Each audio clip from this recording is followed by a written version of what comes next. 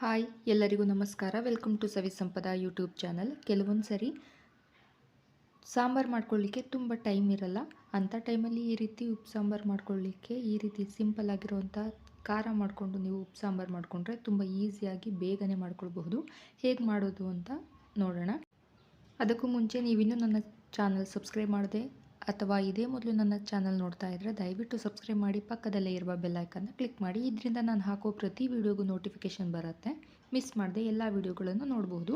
ನಾನಿಲ್ಲಿ ಚಟ್ನಿ ಮಾಡ್ಕೊಳ್ಳಿಕ್ಕೆ ಒಂದೆರಡು ಬೆಳ್ಳುಳ್ಳಿ, ಒಂದೆರಡು ಸ್ಪೂನಷ್ಟು ಜೀರಿಗೆ, ಹಾಗೆ 1 ಸ್ಪೂನಷ್ಟು ಮೆಣಸು, ಒಂದು 6ರಿಂದ 7 ಒಣಮೆಣಸಿನ್ಕಾಯಿ, ಹಾಗೆ ಸ್ವಲ್ಪ ಹುಣಸೆ ಹಣ್ಣನ್ನು ಒಂದು ತೆವೆ ಬಿಸಿಗಿಟ್ಟು ಇದ್ರ ಮೇಲೆ ಹಾಕ್ಕೊಳ್ತಾ ಇದ್ದೀನಿ. ಇದನ್ನು ಮೀಡಿಯಮ್ ಅಥವಾ ಲೋ ಫ್ಲೇಮ್ನಲ್ಲಿ ಚೆನ್ನಾಗಿ ಹುರ್ಕೊಳ್ಬೇಕು. ಮೆಣಸಿನ್ಕಾಯಿ ಸ್ವಲ್ಪ ಗರಿ ಗರಿ ಆಗೋ ತನಕ ಈ ರೀತಿ ತವೆ ಮೇಲೆ ಬಾಡಿಸ್ಕೊಳ್ಬೇಕು. ನೀವು ಈ ರೀತಿ ಹುರ್ಕೊಳ್ಬೇಕಾದ್ರೆ ತುಪ್ಪ ಅಥವಾ ಎಣ್ಣೆ ಕೂಡ ಬಳಸಿ ನೀವು ಹುರ್ಕೊಳ್ಬೋದು. ನಾನಿಲ್ಲಿ ಡ್ರೈ ರೋಸ್ಟ್ ಮಾಡ್ಕೊಳ್ತಾ ಇದ್ದೀನಿ. ತುಂಬಾ ಟೇಸ್ಟಿಯಾಗಿರುತ್ತೆ. ಈ ರೀತಿ ನೀವು ಕೂಡ ಒಂದ್ಸರಿ ಚಟ್ನಿ ಮಾಡ್ಕೊಂಡು ತಿಂದು ನೋಡಿ, ತುಂಬಾ ಚೆನ್ನಾಗಿರುತ್ತೆ. ಉಪ್ಪು ಸಾಂಬಾರು ಮಾಡ್ಕೊಳ್ಳಿಕ್ಕೆ ನೀವು ಈಸಿಯಾಗಿ ಖಾರ ಮಾಡ್ಕೊಳ್ಳಿಕ್ಕೆ ಇದು ತುಂಬಾ ಚೆನ್ನಾಗಿರುತ್ತೆ. ಎಲ್ಲ ಚೆನ್ನಾಗಿ ರೋಸ್ಟ್ ಆದಮೇಲೆ ಇದನ್ನು ಒಂದು ಪ್ಲೇಟ್ಗೆ ಎತ್ತಿಟ್ಕೊಳ್ತಾ ಇದ್ದೀನಿ. ಚೆನ್ನಾಗಿ ತಣ್ಣಗಾದ ಮೇಲೆ ಇದನ್ನು ರುಬ್ಲಿಕ್ಕೆ ಬಳಸಬೇಕು. ನೋಡಿ, ಕೆಂಪು ಮೆಣಸಿನ್ಕಾಯಿ ಈ ಹದದಲ್ಲಿ ನಾವು ರೋಸ್ಟ್ ಮಾಡ್ಕೊಳ್ಬೇಕು. ತುಂಬ ಕಪ್ಪಾದರೆ ಚೆನ್ನಾಗಿ ಬರೋಲ್ಲ. ಈಗ ತಣ್ಣಗಾಗಿದೆ. ತಣ್ಣಗಾದಮೇಲೆ ಒಂದು ಮಿಕ್ಸಿ ಜಾರ್ಗೆ ಹಾಕ್ಕೊಂಡು ರುಬ್ಕೊಳ್ತಾ ಇದ್ದೀನಿ. ಮೊದಲು ನಾನು ನೀರೇನು ಹಾಕದೆ ಹಾಗೆ ರುಬ್ಕೊಳ್ತಿದ್ದೀನಿ. ಹಾಗೆ ರುಚಿಗೆ ತಕ್ಕಷ್ಟು ಉಪ್ಪನ್ನು ಹಾಕಿ ಗ್ರೈಂಡ್ ಮಾಡ್ಕೊಳ್ಬೇಕು. ಮೊದಲೇ ನೀರು ಹಾಕ್ಕೊಂಡ್ರೆ ಸ್ವಲ್ಪ ಮಾಡ್ಕೊಳ್ತಾ ಇರೋದ್ರಿಂದ ಚೆನ್ನಾಗಿ ಬ್ಲೇಡ್ಗೆ ಸಿಗೋದಿಲ್ಲ. ಆದ್ದರಿಂದ ಡ್ರೈ ರೋಸ್ಟ್ ಮಾಡಿಕೊಂಡು ಆನಂತರ ಎಷ್ಟು ಬೇಕೋ ನೀರನ್ನು ಸ್ವಲ್ಪ ಹಾಕ್ಕೊಂಡು ನೀವು ಗ್ರೈಂಡ್ ಮಾಡ್ಕೊಳ್ಬಹುದು. ಜಾಸ್ತಿ ಪ್ರಮಾಣದಲ್ಲಿ ಮಾಡ್ಕೊಳ್ತಾ ಇದ್ದೀನಿ ಅಂತೇಳಿದ್ರೆ ಮೊದಲೇ ನೀರು ಹಾಕಿ ನೀವು ಗ್ರೈಂಡ್ ಮಾಡ್ಕೊಳ್ಬೋದು.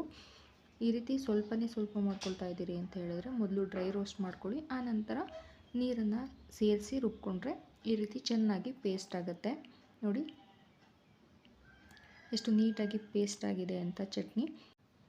ಈ ರೀತಿ ನೀವು ಮಾಡಿ ಇಟ್ಕೊಂಡ್ರೆ 2ರಿಂದ 3 ದಿನ ಹಾಗೆ ಇಟ್ಕೊಂಡು ಬಳಸ್ಬೋದು. ಫ್ರಿಡ್ಜ್ನಲ್ಲಿ ಸ್ಟೋರ್ ಮಾಡ್ಕೊಳ್ತೀನಿ ಅಂದರೆ 1 ವಾರಗಳ ಕಾಲ ಕೂಡ ನೀವು ಸ್ಟೋರ್ ಮಾಡಿ ಇಟ್ಕೊಳ್ಬೋದು. ಒಂದು ಡಬ್ಬಿಗೆ ಹಾಕಿ ಇಟ್ಕೊಂಡು ಬಳಸ್ಬೋದು. ಯಾವಾಗೆಲ್ಲ ಸಾಂಬಾರು ಮಾಡಲಿಕ್ಕೆ ಟೈಮ್ ಇರಲ್ಲ ಆ ಟೈಮಲ್ಲಿ ಇದು ತುಂಬ ಹೆಲ್ಪ್ ಆಗುತ್ತೆ. ಯಾವುದಾದ್ರೂ ಸೊಪ್ಪು ಅಥವಾ ಕಾಳನ್ನು ಬೇಯಿಸ್ಕೊಂಡು ನಾವು ತಿಳಿಸಾರು ಮಾಡಿಕೊಂಡು ಉಪ್ಸಾರಿಗೆ ಖಾರ ರೆಡಿ ಇರುತ್ತೆ. 10-15 ನಿಮಿಷದಲ್ಲೆಲ್ಲ ನಮಗೆ ಸಾಂಬಾರು ರೆಡಿ ಆಗಿಬಿಡುತ್ತೆ. ನೋಡಿ, ತುಂಬಾ ಟೇಸ್ಟಿಯಾಗಿರುತ್ತೆ ಈ ಚಟ್ನಿ. ಒಂದ್ಸರಿ ನೀವು ಕೂಡ ಟ್ರೈ ಮಾಡಿ. ಹಾಗೆ ಚಟ್ನಿನ ಎತ್ತಿಟ್ಕೊಂಡ್ಮೇಲೆ ಜಾರ್ನಲ್ಲಿ ಸ್ವಲ್ಪ ಚಟ್ನಿ ಹಾಗೆ ಉಳಿದಿರುತ್ತಲ್ವ, ಇದನ್ನು ಕೂಡ ನಾವು ಸೊಪ್ಪು ಮತ್ತು ಕಾಳನ್ನು ಬೇಯಿಸ್ಕೊಂಡಿರೋ ನೀರಿಗೆ ಬೆರೆಸ್ಕೊಂಡು ಚೆನ್ನಾಗಿ ಕುದಿಸ್ಕೊಂಡ್ರೆ ಸಾಂಬಾರು ರುಚಿನೂ ಕೂಡ ಚೆನ್ನಾಗುತ್ತೆ. ಜಾರ್ನಲ್ಲಿ ಉಳಿದಿರುವಂಥ ಚಟ್ನಿ ಕೂಡ ವೇಸ್ಟ್ ಆಗಲ್ಲ. ನೋಡಿದ್ರಲ್ವ ಎಷ್ಟು ಈಸಿಯಾಗಿ ಉಪ್ಪು ಸಾಂಬಾರು ಖಾರನ ರೆಡಿ ಮಾಡಿ ಇಟ್ಕೊಳ್ಬೋದು ಅಂತ. ಈ ವಿಡಿಯೋ ನಿಮಗೆ ಇಷ್ಟ ಆಗಿದ್ರೆ ದಯವಿಟ್ಟು ಲೈಕ್ ಮಾಡಿ, ಶೇರ್ ಮಾಡಿ, ಸಬ್ಸ್ಕ್ರೈಬ್ ಮಾಡಿ. Thanks for watching.